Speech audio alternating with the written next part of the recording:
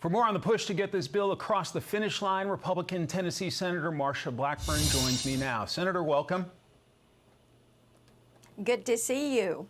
Well, you know the House and the Senate very well. You served in the House before your election to the Senate. So where do things stand on trying to get this big, beautiful bill, as President Trump calls it, across the finish line?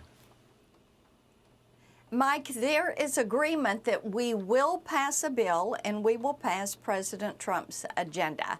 That is where there is agreement. There's also agreement that we will pass the 2017 tax cuts, the Trump tax cuts, and we're going to make them permanent using current policy.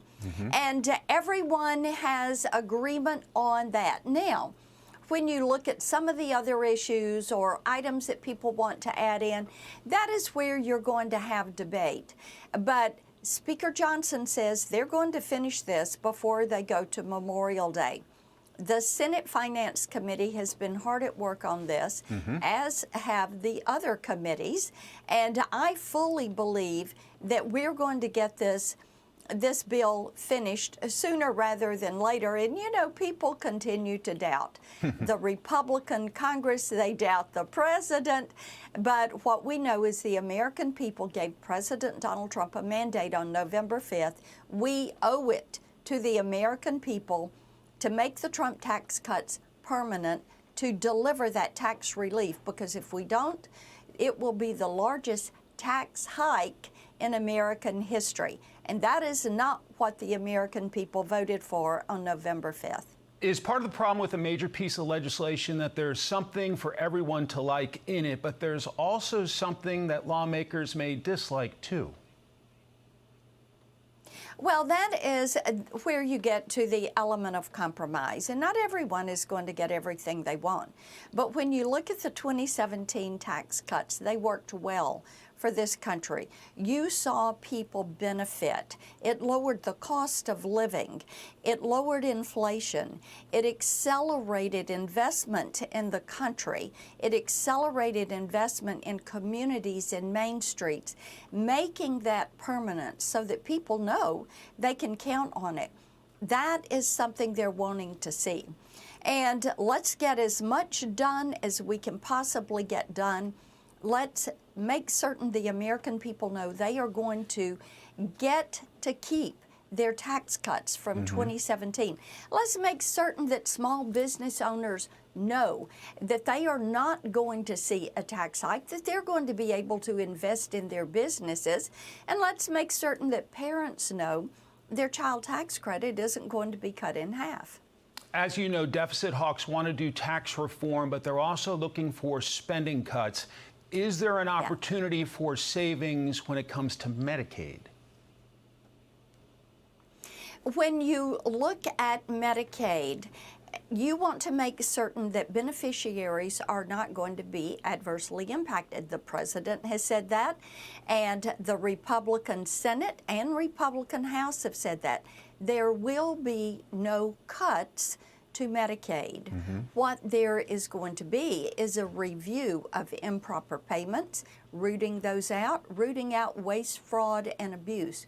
Because every dollar that you save in these programs is a savings for the taxpayer and an assurance to beneficiaries that they're going to get the benefits to which they're entitled and which they're expecting. With Medicare and Social Security, the same thing. There will not be a cut to Social Security benefits or to Medicare benefits, but rooting out the waste, the fraud, the abuse, getting people off the roll when you know that you don't have people 125 years old getting a check, but somebody's getting that check. They are cashing that check. Those individuals need to be prosecuted, and those false payments need to stop so that the money goes to the beneficiaries and people that have paid into Social Security and Medicare all their lives. Senator, as you know, we just marked the first 100 days of the Trump administration. What has President Trump done in terms of investment there in the great state of Tennessee? Oh, yes, and I was so pleased to be at the White House with them on Wednesday. And we had Schneider Electric that was there. They've done a $700 million investment. And Mike, I visited that plant out in Mount Juliet, Tennessee yesterday. It is amazing to see the construction, the expansion that is going on there. And we have seen more than 30 companies, 1,200 jobs, $1.2 billion in capital investment in Tennessee since President Trump was elected. It shows you whether it is direct foreign investment or private companies, people want to be a part of the American marketplace. Companies know if they're manufacturing here, then they're not going to be paying tariffs. And so they're knocking on the doors of states that are good for business, and they're taking advantage of the environment that the Trump administration is working to create so that the private sector can create jobs with better wages, advanced manufacturing, technology, and of course energy. So we're looking forward to a very productive year. Senator, before I let you go, you and Democratic Senator Richard Blumenthal sent a letter to Meta CEO Mark Zuckerberg this week condemning him after a Wall Street Journal report revealed Meta's AI chatbots have on some occasions had sexually explicit conversations with underage users. Have you gotten a response from him? We have not gotten a response from him. That is troubling. And part of this is that people that are on the leadership team there with Meta, they know that these chatbots are participating in this sexually explicit activity and conversation with underage children. This is disgusting. It is reprehensible that they know this is taking place, that they're allowing it to take place. They use our children as their product and as a profit center when they're online. This is one of the reasons that Senator Blumenthal and I are working again to get the very bipartisan Kids Online Safety Act across the finish line. It came out of the Senate last year on a 91-3 vote. Wow. And the House needs to finish this up.